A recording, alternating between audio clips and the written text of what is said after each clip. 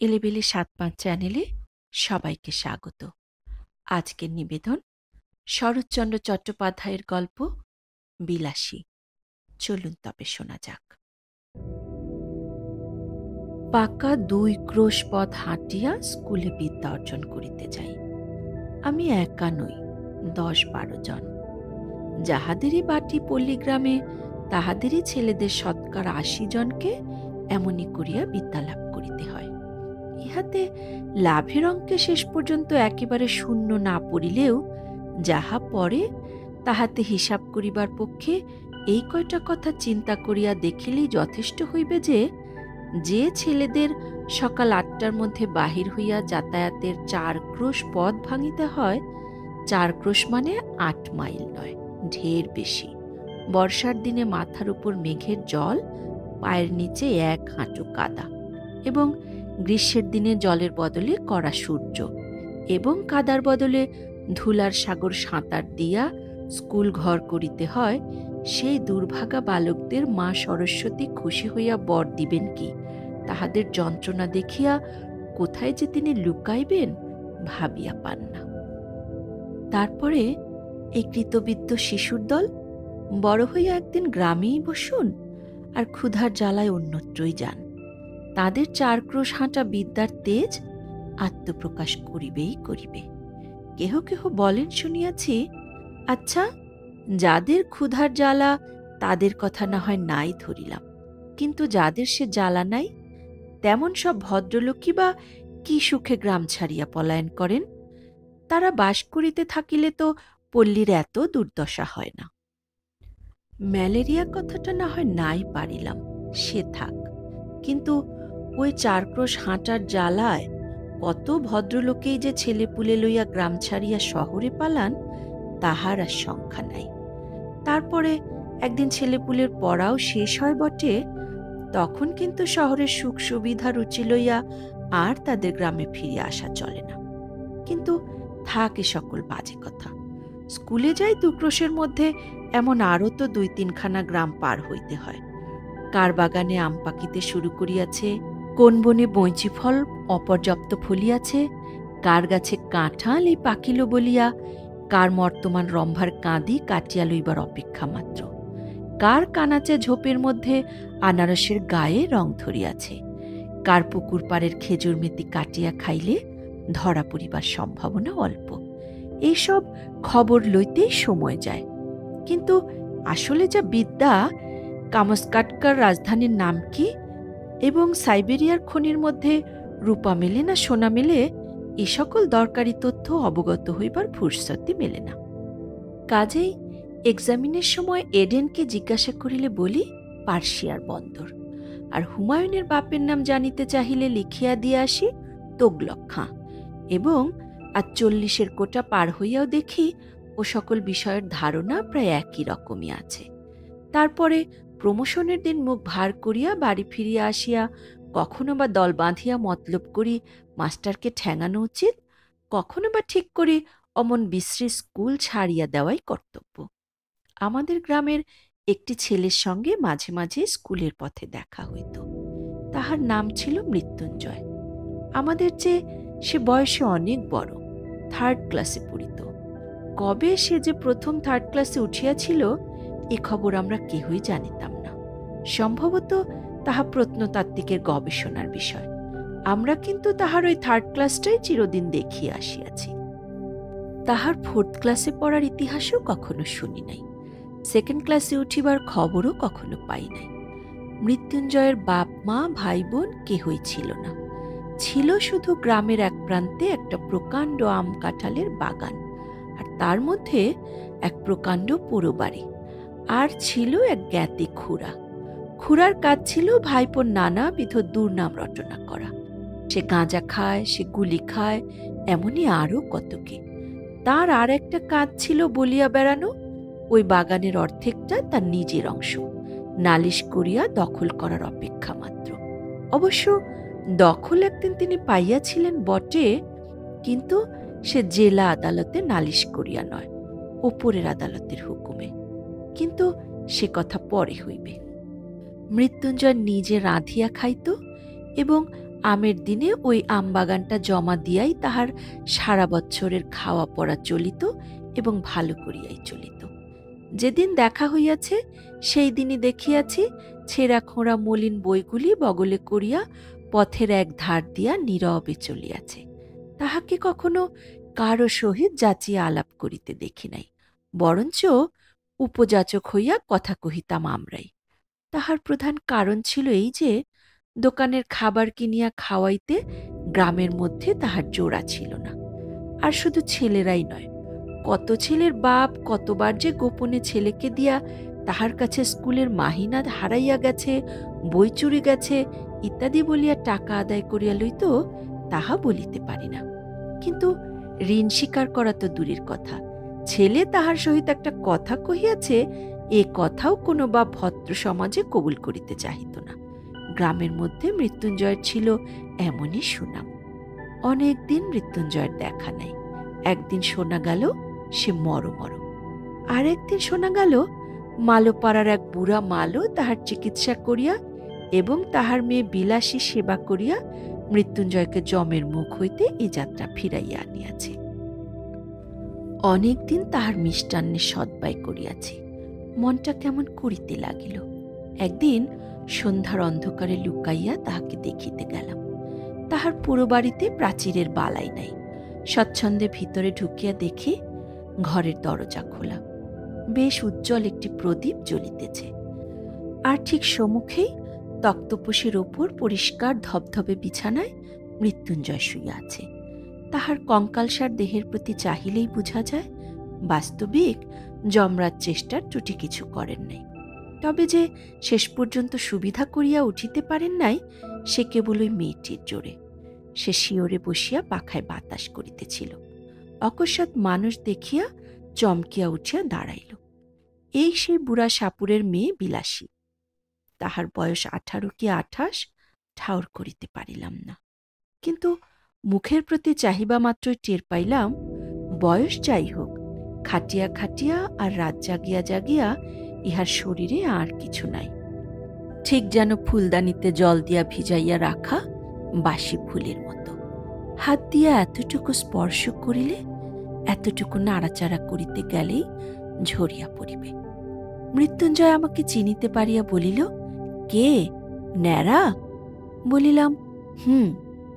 মেয়েটা ঘাড় হেঁট করিয়া দাঁড়াইয়া রহিল। মৃত্যুঞ্জয় 2-4টি কথায় যাহা কহিল তাহার মর্ম এই যে, প্রায় 1.5 মাস হইতে চলিল সে শয্যাগত। মধ্যে 10-15 দিন সে অজ্ঞান অচৈতন্য অবস্থায় পড়িয়াছিল। এই কয়েকদিন হইল সে লোক চিনিতে পারিতেছে, এবং যদিচ এখন সে বিছানা ছাড়িয়া উঠিতে পারে না, কিন্তু আর ভয় নাই। ভয় নাই থাকুক, কিন্তু ছেলে মানুষ হইলেও এটা বুঝিলাম আজও যাহার শয্যা ত্যাগ করিয়া উঠিবার ক্ষমতা হয় নাই, সেই রোগীকে এ বনের মধ্যে একাকী যে মেয়েটি বাঁচাইয়া তুলিবার ভার লইয়াছেন, সে কত বড় গুরু ভার। দিনের পর দিন, রাত্রির পর রাত্রি তাহার কত সেবা, কত শুশ্রূষা, কত ধৈর্য, কত রাত জাগা, সে কত বড় সাহসের কাজ। কিন্তু যে বস্তুটি অসাধ্য সাধন করিয়া তুলিয়াছিল, তাহার পরিচয় যদিচ সেদিন পাই নাই, কিন্তু পরে আর একদিন পাইয়াছিলাম। ফিরিবার সময় মেয়েটি আরেকটি প্রদীপ লইয়া আমার আগে আগে ভাঙা প্রাচীরের শেষ পর্যন্ত আসিল। এতক্ষণ পর্যন্ত সে একটি কথাও কহে নাই। এইবার আস্তে আস্তে বলিল, রাস্তা পর্যন্ত তোমায় রেখে আসব কি? বড় বড় আম গাছে সমস্ত বাগানটা যেন একটা জমাট অন্ধকারের মতো বোধ হইতেছিল। পথ দেখা তো দূরের কথা, নিজের হাতটা পর্যন্ত দেখা যায় না। বলিলাম, পৌঁছে দিতে হবে না, শুধু আলোটা দাও। সে প্রদীপটা আমার হাতে দিতেই তাহার উৎকণ্ঠিত মুখের চেহারাটা আমার চোখে পড়িল। আস্তে আস্তে সে বলিল, একলা যেতে ভয় করবে না তো? একটু এগিয়ে দিয়ে আসব? মেয়ে মানুষ জিজ্ঞাসা করে ভয় করবে না তো, সুতরাং মনে যাই থাক। প্রত্যুত্তরে শুধু একটা না বলিয়াই অগ্রসর হইয়া গেলাম। সে পুনরায় কহিল, ঘন জঙ্গলের পথ, একটু দেখে পা ফেলে যেও। সর্বাঙ্গে কাঁটা দিয়া উঠিল, কিন্তু এতক্ষণে বুঝিলাম উদ্বেগটা তাহার কিসের জন্য। এবং কেন সে আলো দেখাইয়া এ বনের পথ পার করিয়া দিতে চাহিতেছিল। হয়তো সে নিষেধ শুনিত না, সঙ্গেই যাইত, কিন্তু পীড়িত মৃত্যুঞ্জয়কে একাকী ফেলিয়া যাইতেই বোধ করি তাহার শেষ পর্যন্ত মন সরিল না। ২০-২৫ বিঘার বাগান, সুতরাং পথটা কম নয়। এই দারুণ অন্ধকারের মধ্যে প্রত্যেক পদক্ষেপেই বোধ করি ভয় ভয় করিতে হইত। কিন্তু পরক্ষণেই মেয়েটির কথাতেই সমস্ত মন এমনই আচ্ছন্ন হইয়া রহিল যে ভয় পাইবার আর সময় পাইলাম না। কেবল মনে হইতে লাগিল একটা মৃতকল্প রোগী লইয়া থাকা কত কঠিন। মৃত্যুঞ্জয় তো যে কোনো মুহূর্তেই মরিতে পারিত। তখন সমস্ত রাত্রি এই বনের মধ্যে মেয়েটি একাকী কি করিত, কেমন করিয়া তাহার সে রাতটা কাটিত। এই প্রসঙ্গে অনেকদিন পরের একটা কথা আমার মনে পড়ে। এক আত্মীয়ের মৃত্যুকালে আমি উপস্থিত ছিলাম। অন্ধকার রাত্রি, বাটিতে ছেলে পুলে চাকর বাকর নাই। ঘরের মধ্যে শুধু তার সদ্য বিধবা স্ত্রী আর আমি। তার স্ত্রী তো শোকের আবেগে দাপাদাপি করিয়া এমন কাণ্ড করিয়া তুলিলেন যে ভয় হইল তাহারও প্রাণটা বুঝি বাহির হইয়া যায় বা। কাঁদিয়া কাঁদিয়া বারবার আমাকে প্রশ্ন করিতে লাগিলেন, তিনি স্বেচ্ছায় যখন সহমরণে যাইতে চাইতেছেন তখন সরকারের কি? তার যে আর তিলার্ধ মাচিতে স্বাদ নাই, এ কি তাহারা বুঝিবে না? তাহাদের ঘরে কি স্ত্রী নাই? তাহারা কি পাষাণ? আর এই রাত্রেই গ্রামের ৫ জন যদি নদীর তীরের কোনো একটা জঙ্গলের মধ্যে তার সহমরণের জোগাড় করিয়া দেয়, তো পুলিশের লোক জানিবে কি করিয়া? এমনই কত কি। কিন্তু আমার তো আর বসিয়া বসিয়া তার কান্না শুনিলেই চলে না। পাড়ায় খবর দেওয়া চাই, অনেক জিনিস জোগাড় করা চাই। কিন্তু আমার বাহিরে যাইবার প্রস্তাব শুনিয়াই তিনি প্রকৃতস্থ হইয়া উঠিলেন। চোখ মুছিয়া বলিলেন, ভাই, যা হবার সে তো হইয়াছে, আর বাহিরে গিয়া কি হইবে, রাতটা কাটুক না। বলিলাম, অনেক কাজ, না গেলেই যে নয়। তিনি বলিলেন, হোক কাজ, তুমি বসো। বলিলাম, বসলে চলবে না, একবার খবর দিতেই হইবে। বলিয়া পা বাড়াইবা মাত্রেই তিনি চিৎকার করিয়া উঠিলেন, ওরে বাপরে, আমি একলা থাকতে পারব না। কাজে আবার বসিয়া পড়িতে হইল। কারণ তখন বুঝিলাম, যে স্বামী জ্যান্ত থাকিতে তিনি নির্ভয়ে ২৫ বছর একাকী ঘর করিয়াছেন, তার মৃত্যুটা যদি বা সহে, তার মৃতদেহটা এই অন্ধকার রাত্রে ৫ মিনিটের জন্য সহিবে না। বুক যদি কিছুতে ফাটে, তো সেই মৃত স্বামীর কাছে একলা থাকিলে। কিন্তু দুঃখটা তাহার তুচ্ছ করিয়া দেখানো আমার উদ্দেশ্য নহে, কিংবা তাহা খাঁটি নয় এ কথা বলাও আমার অভিপ্রায় নহে, কিংবা একজনের ব্যবহারেই তাহার চূড়ান্ত মীমাংসা হইয়া গেল তাহাও নহে। কিন্তু এমন আরও অনেক ঘটনা জানি, যাহার উল্লেখ না করিয়াও আমি এই কথা বলিতে চাই যে শুধু কর্তব্যজ্ঞানের জোরে অথবা বহুকাল ধরিয়া একসঙ্গে ঘর করার অধিকারেই এই ভয়টাকে কোনো মেয়ে মানুষই অতিক্রম করিতে পারে না। ইহা আর একটি শক্তি, যাহা বহু স্বামী স্ত্রী ১০০ বছর একত্রে ঘর করার পরেও হয়তো তাহার কোনো সন্ধান পায় না। কিন্তু সহসা সে শক্তির পরিচয় যখন কোনো নরনারীর কাছে পাওয়া যায়, তখন সমাজের আদালতে আসামি করিয়া তাহাদের দণ্ড দেওয়ার আবশ্যক যদি হয় তো হোক। কিন্তু মানুষের যে বস্তুটি সামাজিক নয়, সে নিজে যে ইহাদের দুঃখে গোপনশ্রু বিসর্জন না করিয়া কোনো মতেই থাকিতে পারে না। প্রায় মাস ২ মৃত্যুঞ্জয়ের খবর লই নাই। যাহারা পল্লীগ্রাম দেখেন নাই, কিংবা ওই রেলগাড়ির জানালায় মুখ বাড়াইয়া দেখিয়াছেন, তাহারা হয়তো সবিস্ময়ে বলিয়া উঠিবেন, এ কেমন কথা? এ কি কখনো সম্ভব হইতে পারে যে অত বড় অসুখটা চোখে দেখিয়া আসিয়াও মাস ২ আর তার খবরই নাই? তাহাদের অবগতির জন্য বলা আবশ্যক যে এ শুধু সম্ভব নয়, এই হইয়া থাকে। একজনের বিপদে পাড়া শুদ্ধ ঝাঁক বাঁধিয়া উপুর হইয়া পড়ে, এই যে একটা জনশ্রুতি আছে, জানি না তাহা সত্যযুগের পল্লীগ্রামে ছিল কিনা, কিন্তু একালে তো কোথাও দেখিয়াছি বলিয়া মনে করিতে পারি না। তবে তাহার মরার খবর যখন পাওয়া যায় নাই, তখন সে যে বাঁচিয়া আছে এ ঠিক। এমনি সময়ে হঠাৎ একদিন কানে গেল, মৃত্যুঞ্জয়ের সেই বাগানের অংশীদার খুড়া তোলপাড় করিয়া বেড়াইতেছেন যে, গেল গেল, গ্রামটা এবার রসাতলে গেল, নালতের মৃত্যুর বলিয়া সমাজে আর তার মুখ বাহির করিবার জোর হইল না। অকাল কুষ্মাণ্ডটা একটা সাপুরের মেয়ে নিকা করিয়া ঘরে আনিয়াছে। আর শুধু নিকা নয়, তাও না হয় চুলায় যাক, তাহার হাতে ভাত পর্যন্ত খাইতেছে।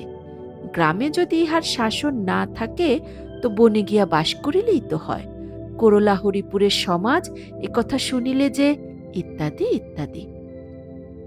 তখন ছেলে বুড়ো সকলের মুখে ওই এক কথা, এ হইল কি? কলি কি সত্যি উল্টাইতে বসিল? খুড়া বলিয়া বেড়াইতে লাগিলেন, এ যে ঘটিবে তিনি অনেক আগেই জানিতেন। তিনি শুধু তামাশা দেখিতেছিলেন, কোথাকার জল কোথায় গিয়া পড়ে। নইলে পর নয়, প্রতিবেশী নয়, আপনার ভাইপো। তিনি কি বাড়ি লইয়া যাইতে পারিতেন না? তাহার কি ডাক্তার বৈদ্য দেখাইবার ক্ষমতা ছিল না? তবে কেন যে করেন নাই এখন দেখুন সবাই। কিন্তু আর তো চুপ করিয়া থাকা যায় না। এ যে মিত্তির বংশের নাম ডুবিয়া যায়, গ্রামের যে মুখ পড়ে। তখন আমরা গ্রামের লোক মিলিয়া যে কাজটা করিলাম, তাহা মনে করিলে আমি আজও লজ্জায় মরিয়া যাই। খুড়া চলিলেন নালতের মিত্তির বংশের অভিভাবক হইয়া, আর আমরা 10-12 জন সঙ্গে চলিলাম গ্রামের বদন দগ্ধ না হয় এই জন্য। মৃত্যুঞ্জয়ের পুরো বাড়িতে গিয়া যখন উপস্থিত হইলাম, তখন সবে মাত্র সন্ধ্যা হইয়াছে। মেয়েটি ভাঙা বারান্দায় একধারে রুটি করিতেছে। অকস্মাৎ লাঠিসোঁটা হাতে এতগুলি লোককে উঠানের উপর দেখিয়া ভয়ে নীলবর্ণ হইয়া গেল।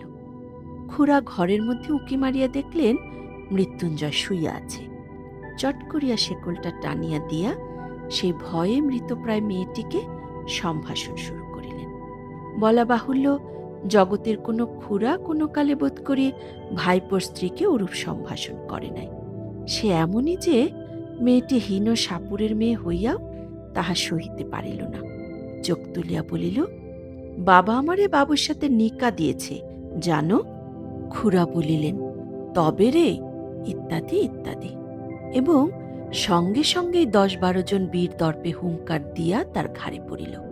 কেহ ধরিল চুলের মুঠি, কেহ ধরিল কান, কেহ ধরিল হাত দুটো, এবং যাহাদের সে সুযোগ ঘটিল না তাহারাও নিশ্চেষ্ট হইয়া রহিল না। কারণ সংগ্রামস্থলে আমরা কাপুরুষের ন্যায় চুপ করিয়া থাকিতে পারি, আমাদের বিরুদ্ধে এত বড় দুর্নাম রটনা করিতে বোধ করি নারায়ণের কর্তৃপক্ষেরও চক্ষু লজ্জা হইবে। এইখানে একটা অবান্তর কথা বলিয়া রাখি। শুনিয়াছি নাকি বিলাত প্রভৃতি ম্লেচ্ছ দেশে পুরুষদের মধ্যে একটা কুসংস্কার আছে, স্ত্রীলোক দুর্বল এবং নিরুপায় বলিয়া তাহার গায়ে হাত তুলিতে নাই। ই আবার একটা কি কথা?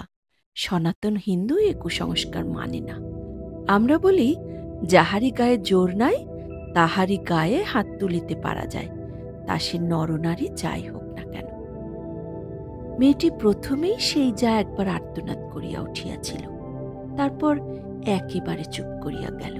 কিন্তু আমরা যখন তাহাকে গ্রামের বাহিরে রাখিয়া আসিবার জন্য হিঁচড়াইয়া লইয়া চলিলাম, তখন মিনতি করিয়া বলিতে লাগিল, বাবুরা, আমাকে একটিবার ছেড়ে দাও, আমি রুটিগুলো ঘরে দিয়ে আসি।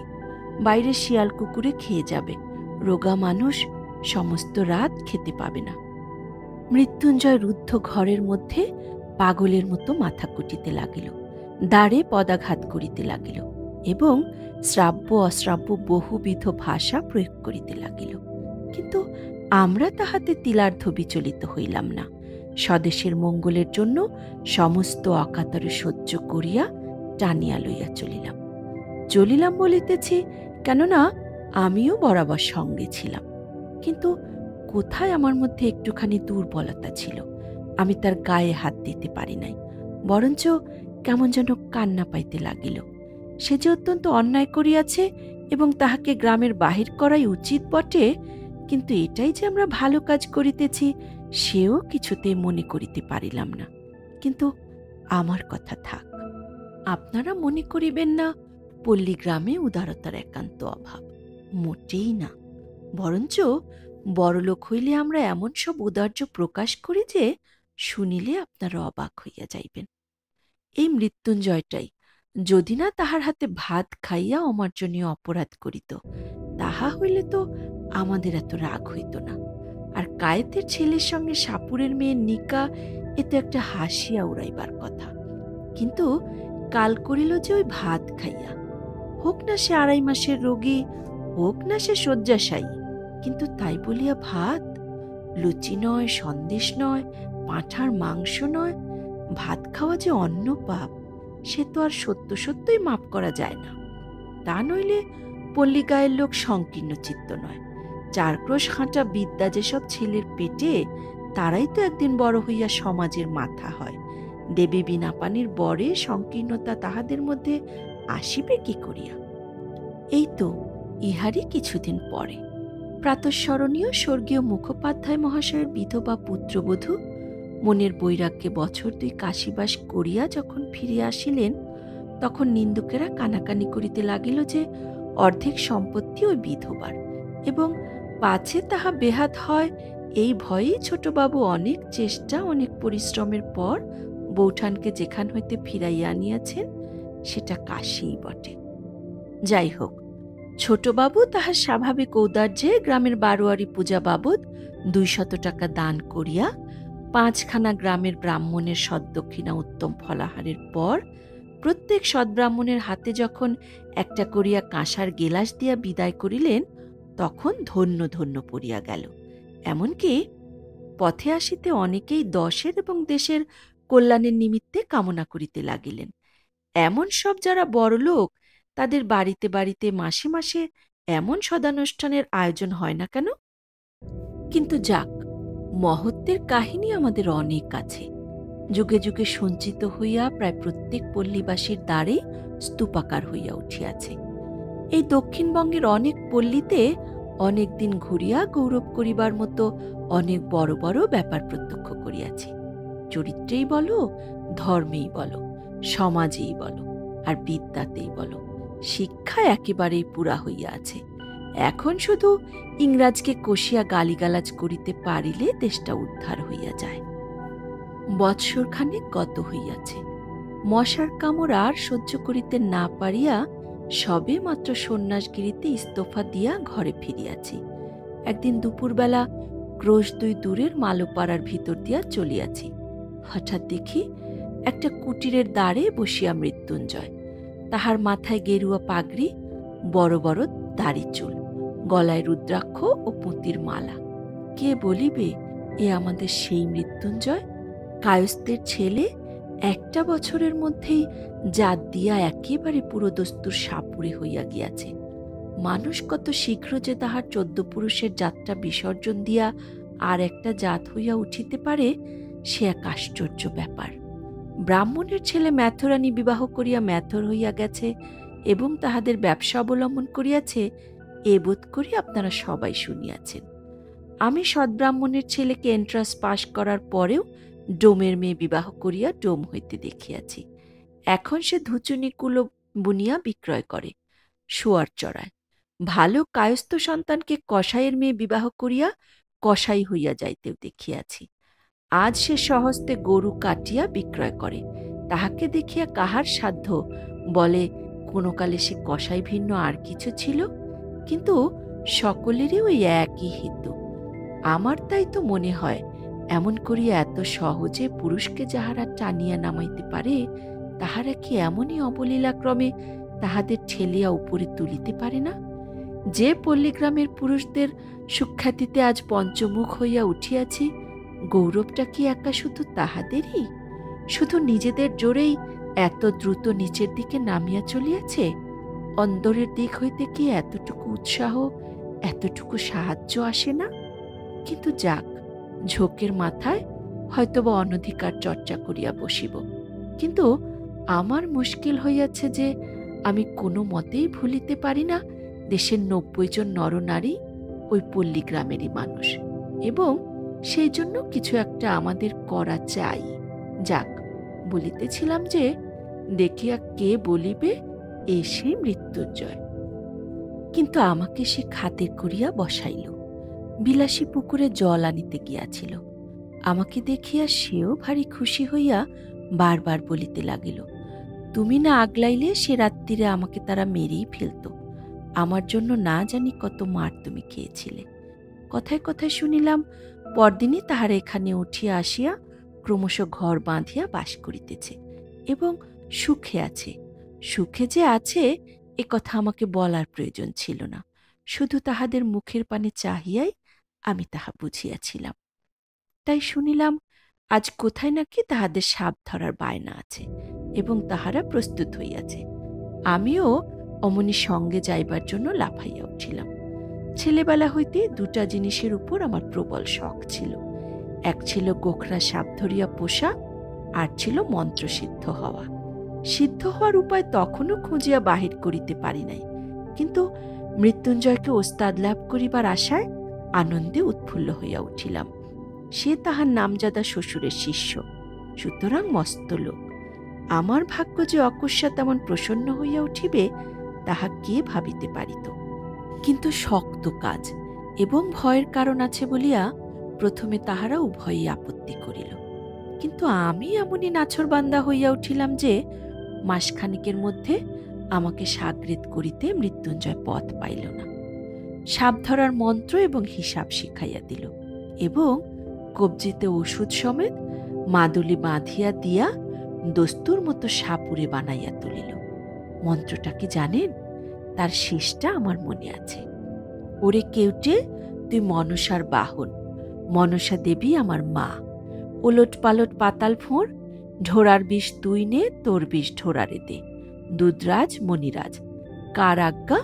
বিষ হরির আজ্ঞা। ইহার মানে যে কি তাহা আমি জানি না, কারণ যিনি এই মন্ত্রের দ্রষ্টা ঋষি ছিলেন, নিশ্চয়ই কেহ না কেহ ছিলেন, তার সাক্ষাৎ কখনো পাই নাই।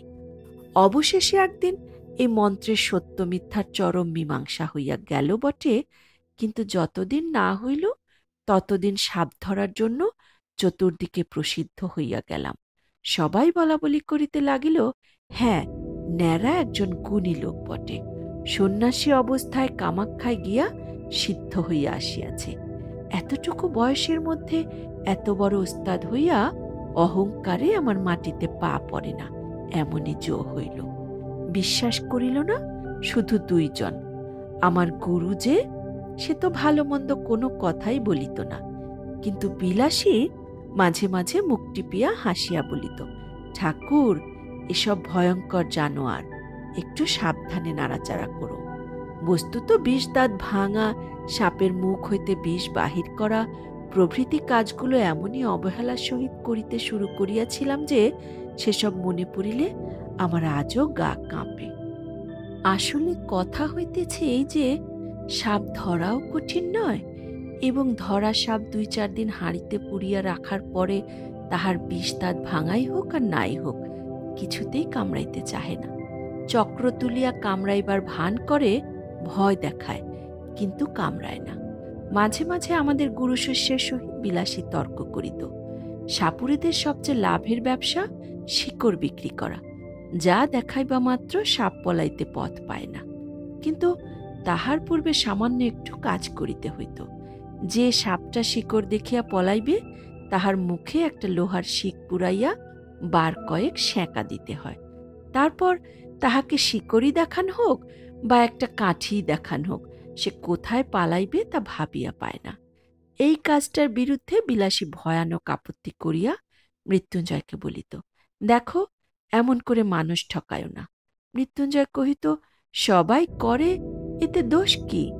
বিলাসী বলিত, করুক গে সবাই, আমাদের তো আর খাবার ভাবনা নেই, আমরা কেন মিছে মিছে লোক ঠকাইতে যাই?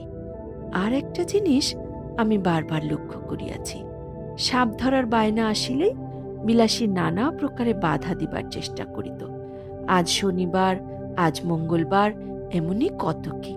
মৃত্যুঞ্জয় উপস্থিত না থাকিলে সে তো একেবারেই ভাগাইয়া দিত, কিন্তু উপস্থিত থাকিলে মৃত্যুঞ্জয় নগদ টাকার লোভ সামলাইতে পারিত না। আর আমার তো একরকম নেশার মতো হইয়া দাঁড়াইয়াছিল।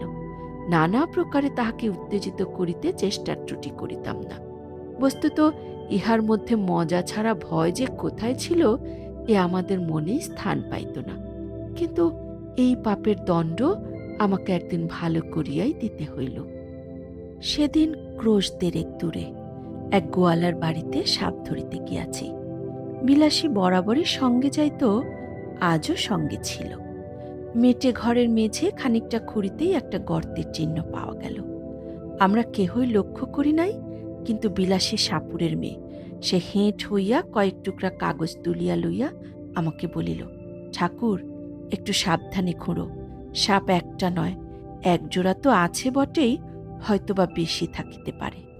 মৃত্যুঞ্জয় বলিল, এরা যে বলে একটাই এসে ঢুকেছে, একটাই দেখতে পাওয়া গেছে। বিলাসী কাগজ দেখাইয়া কহিল, দেখছ না বাসা করেছিল? মৃত্যুঞ্জয় কহিল, কাগজ তো ইঁদুরেও আনতে পারে। বিলাসী কহিল, দুই হতে পারে, কিন্তু দুটো আছে আমি বলছি। বাস্তবিক বিলাসীর কথাই ফলিল, এবং মর্মান্তিকভাবেই সেদিন ফলিল। মিনিট দশেকের মধ্যে একটা প্রকাণ্ড খরিস গোখরো ধরিয়া ফেলিয়া মৃত্যুঞ্জয় আমার হাতে দিল, কিন্তু সেটাকে ঝাঁপির মধ্যে পুড়িয়া ফিরিতে না ফিরিতেই মৃত্যুঞ্জয় উহ করিয়া নিঃশ্বাস ফেলিয়া বাহিরে আসিয়া দাঁড়াইল। তাহার হাতের উল্টো পিঠ দিয়া ঝরঝর করিয়া রক্ত পড়িতেছিল। প্রথমটা যেন সবাই হতবুদ্ধি হইয়া গেলাম, কারণ সাপ ধরিতে গেলে যে পালাইবার জন্য ব্যাকুল না হইয়া বরঞ্চ গর্ত হইতে এক হাত মুখ বাহির করিয়া দংশন করে, এমন অভাবনীয় ব্যাপার জীবনেই একটিবার দেখিয়াছি। পরক্ষণেই বিলাসী চিৎকার করিয়া ছুটিয়া গিয়া আঁচল দিয়া তাহার হাতটা বাঁধিয়া ফেলিল, এবং যত রকমের শিকড় বাকড় সে সঙ্গে আনিয়াছিল সমস্তই তাহাকে চিবাইতে দিল। মৃত্যুঞ্জয়ের নিজের মাদুলি তো ছিলই, তাহার উপরে আমার মাদুলিটাও খুলিয়া তাহার হাতে বাঁধিয়া দিলাম। আশা বিষ ইহার ঊর্ধ্বে আর উঠিবে না, বরং সেই বিশরীর আজ্ঞা মন্ত্রটা সতেজে বারংবার আবৃত্তি করিতে লাগিলাম। চতুর্দিকে ভিড় জমিয়া গেল, এবং এ অঞ্চলের মধ্যে যেখানে যত গুণী ব্যক্তি আছেন সকলকে খবর দিবার জন্য দিকে দিকে লোক ছুটিল। বিলাসীর বাপকে সংবাদ দিবার জন্য লোক গেল। আমার মন্ত্র পড়ার আর বিরাম নাই, কিন্তু ঠিক সুবিধা হইতেছে বলিয়া মনে হইল না। তথাপি আবৃত্তি সমভাবেই চলিতে লাগিল। কিন্তু মিনিট 15-20 পরেই যখন মৃত্যুঞ্জয় একবার বমি করিয়া দিল, তখন বিলাসী মাটির ওপর একেবারে আছাড় খাইয়া পড়িল। আমিও বুঝিলাম বিশরীর দোহাই বুঝিবা আর খাটে না। নিকটবর্তী আরও 2-4 জন ওস্তাদ আসিয়া পড়িলেন, এবং আমরা কখনো বা একসঙ্গে, কখনো আলাদা 33 কোটি দেবদেবীর দোহাই পাড়িতে লাগিলাম, কিন্তু বিষ দোহাই মানিল না। রোগীর অবস্থা ক্রমেই মন্দ হইতে লাগিল। যখন দেখা গেল ভালো কথায় হইবে না, তখন 3-4 জন ওঝা মিলিয়া বিষকে এমনই অকথ্য অশ্রাব্য গালিগালাজ করিতে লাগিল যে বিষের কান থাকিলে সে মৃত্যুঞ্জয় তো মৃত্যুঞ্জয়, সেদিন দেশ ছাড়িয়া পলাইত। কিন্তু কিছুতেই কিছু হইল না। আরও আধ ঘণ্টা ধস্তাধস্তির পরে রোগী তাহার বাপ মায়ের দেওয়া মৃত্যুঞ্জয়ের নাম, তাহার শ্বশুরের দেওয়া মন্ত্র সৌধি সমস্ত মিথ্যা প্রতিপন্ন করিয়া ইহলোকের লীলা সাঙ্গ করিল। বিলাসী তাহার স্বামীর মাথাটা কোলে করিয়া বসিয়াছিল, সে যেন একেবারে পাথর হইয়া গেল। যাক, তাহার দুঃখের কাহিনীটি আর বাড়াইব না, কেবল এইটুকু বলিয়া শেষ করিব যে সে 7 দিনের বেশি বাঁচিয়া থাকাটা সহিতে পারিল না। আমাকে শুধু একদিন বলিয়াছিল, ঠাকুর, আমার মাথার দিব্যি রইল, এসব তুমি আর কখনো করো না। আমার মাদুলি কবচ তো মৃত্যুঞ্জয়ের সঙ্গে কবরে গিয়াছিল, ছিল শুধু বিশরীর আজ্ঞা। কিন্তু সে আজ্ঞা যে ম্যাজিস্ট্রেটের আজ্ঞা নহে, এবং সাপের বিষ যে বাঙালির বিষ নয়, তাহা আমিও বুঝিয়াছিলাম। একদিন গিয়া শুনিলাম ঘরে তো আর বিষের অভাব ছিল না, বিলাসী আত্মহত্যা করিয়া মরিয়াছে, এবং শাস্ত্রমতে সে নিশ্চয় নরকে গিয়াছে। কিন্তু যেখানেই যাক, আমার নিজের যখন যাইবার সময় আসিবে, তখন ঐরূপ কোনো একটা নরকে যাওয়ার প্রস্তাবে পিছাইয়া দাঁড়াইব না, এইমাত্র বলিতে পারি। খুড়ামশাই 16 আনা বাগান দখল করিয়া অত্যন্ত বিজ্ঞের মতো চারদিকে বলিয়া বেড়াইতে লাগিলেন। ওর যদি না অপঘাত মৃত্যু হবে, তো হবে কার? পুরুষ মানুষ অমন একটা ছেড়ে 10টা করুক না, তাতে তো আর আসে যায় না, না হয় একটু নিন্দাই হতো। কিন্তু হাতে ভাত খেয়ে মরতে গেলি কেন? নিজে মরল, আমার পর্যন্ত মাথা হেঁট করে গেল। না পেলে 1 ফোঁটা আগুন, না পেলে একটা পিণ্ডি, না হলো একটা ভুজ্যি উৎসুক্য। গ্রামের লোক এক বাক্যে বলিতে লাগিল, তাহাতে আর সন্দেহ কি? অন্য পাপ, বাপরে, এর কি আর প্রায়শ্চিত্ত আছে? বিলাসীর আত্মহত্যার ব্যাপারটা অনেকের কাছে পরিহাসের বিষয় হইল। আমি প্রায় ভাবি, এ অপরাধ হয়তো ইহারা উভয়েই করিয়াছিল, কিন্তু মৃত্যুঞ্জয় তো পল্লী গ্রামেরই ছেলে, পাড়া গাঁয়ের তেলে জলেই তো মানুষ, তবু অত বড় দুঃসাহসের কাজে প্রবৃত্ত করিয়াছিল, তাহাকে যে বস্তুটা, সেটা কেহ একবার চোখ মেলিয়া দেখিতে পাইল না। আমার মনে হয়, যে দেশের নরনারীর মধ্যে পরস্পরের হৃদয় জয় করিয়া বিবাহ করিবার রীতি নাই, বরঞ্চ তাহা নিন্দার সামগ্রী, সে দেশে নরনারী আশা করিবার সৌভাগ্য, আকাঙ্ক্ষা করিবার ভয়ঙ্কর আনন্দ হইতে চিরদিনের জন্য বঞ্চিত, যাহাদের জয়ের গর্ব, পরাজয়ের ব্যথা কোনোটাই জীবনে একটিবারও বহন করিতে হয় না, যাহাদের ভুল করিবার দুঃখ আর ভুল না করিবার আত্মপ্রসাদ কিছুরই বালাই নাই, যাহাদের প্রাচীন এবং বহুদর্শী বিজ্ঞ সমাজ সর্বপ্রকারের হাঙ্গামা হইতে সমস্ত সাবধানে দেশের লোককে তফাত করিয়া আজীবন কেবল ভালোটি হইয়া থাকিবারই ব্যবস্থা করিয়া দিয়াছেন, তাই বিবাহ ব্যাপারটা যাহাদের শুধু নিছক কন্ট্রাক্ট, তা সে যতই কেননা বৈদিক মন্ত্র দিয়া ডকুমেন্ট পাকা করা হোক, সে দেশের লোকের সাধ্যই নাই মৃত্যুঞ্জয়ের অন্য পাপের কারণ বুঝে। বিলাসীকে যাহারা পরিহাস করিয়াছিলেন, তাহারা সাধু গৃহস্থ এবং সাধ্বী গৃহিণী। অক্ষয় সতীলোক তাহারা সবাই পাইবেন, তাও আমি জানি, কিন্তু সেই সাপুরের মেয়েটি যখন একটি পীড়িত শয্যাগত লোককে তিল তিল করিয়া জয় করিতেছিল, তাহার তখনকার সে গৌরবের কণা মাত্র হয়তো আজিও ইহাদের কেহ চোখে দেখেন নাই। মৃত্যুঞ্জয় হয়তো নিতান্তই একটা তুচ্ছ মানুষ ছিল, কিন্তু তাহার হৃদয় জয় করিয়া দখল করার আনন্দটাও তুচ্ছ নয়, সে সম্পদও অকিঞ্চিৎকর নহে। এই বস্তুটাই এদেশের লোকের পক্ষে বুঝিয়া ওঠা কঠিন। আমি ভূদেববাবুর পারিবারিক প্রবন্ধেরও দোষ দিব না, এবং শাস্ত্রীয় তথা সামাজিক বিধি ব্যবস্থারও নিন্দা করিব না। করিলেও মুখের উপর কড়া জবাব দিয়া যাহারা বলিবেন, এই হিন্দু সমাজ তাহার নির্ভুল বিধি ব্যবস্থার জোরেই শত শতাব্দীর অতগুলো বিপ্লবের মধ্যে বাঁচিয়া আছে, আমি তাহাদেরও অতিশয় ভক্তি করি। প্রত্যুত্তরে আমি কখনোই বলিব না, টিকিয়া থাকাই চরম সার্থকতা নয়, এবং অতিকায় হস্তি লোপ পাইয়াছে, কিন্তু তেলাপোকা টিকিয়া আছে। আমি শুধু এই বলিব যে, বড়লোকের নন্দগোপালটির মতো দিবারাত্রির চোখে চোখে এবং কোলে কোলে রাখিলে যে সে বেশটি থাকিবে, তাহাতে কোনো সন্দেহ নাই, কিন্তু একেবারে তেলাপোকাটির মতো বাঁচাইয়া রাখার চেয়ে একাধবার কোল হইতে নামাইয়া আরও ৫ জন মানুষের মতো ২-১ পা হাঁটিতে দিলেই প্রায়শ্চিত্ত করার মতো পাপ হয় না।